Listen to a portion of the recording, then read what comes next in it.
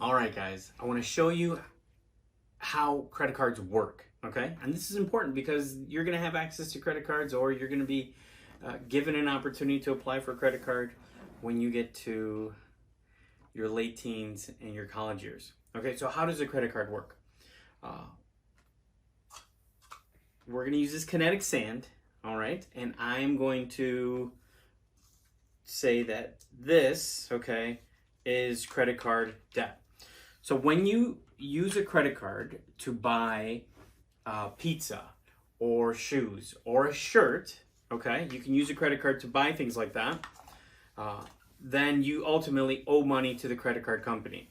And we'll call this Visa card. So this is the Visa credit card. Now, there are other ways to buy these same things. So you can use cash, right? Mm-hmm. So if we have cash, you can use cash to buy the shirt, to buy the pizza, to buy a 3-day vacation. So you can use cash or you can use a credit card.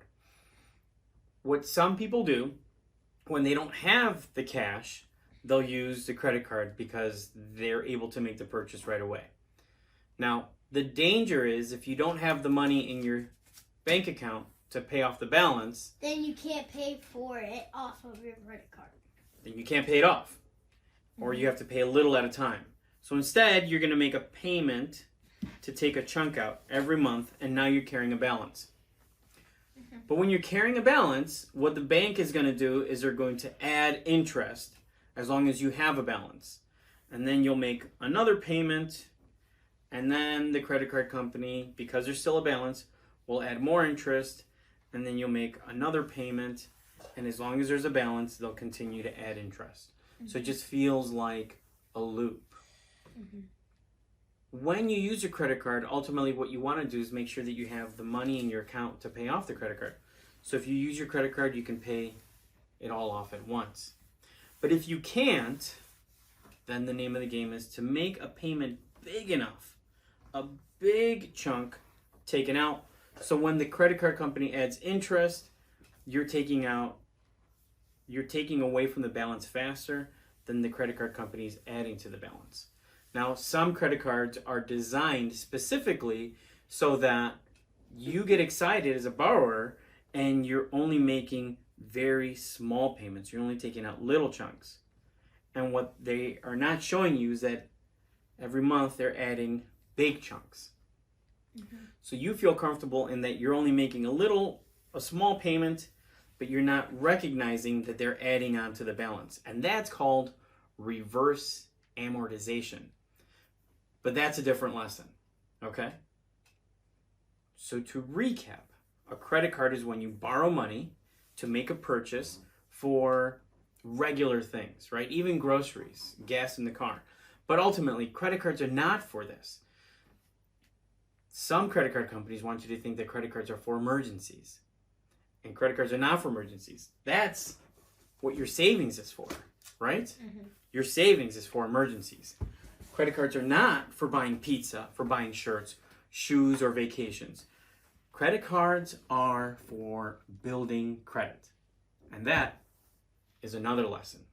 But if you can make a purchase with cash instead of credit, then let's say that you are going to buy this candle,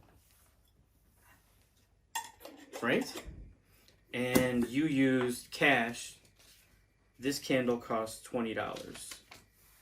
And you use cash to buy it. If you use credit to buy the same candle, how much is it going to cost you?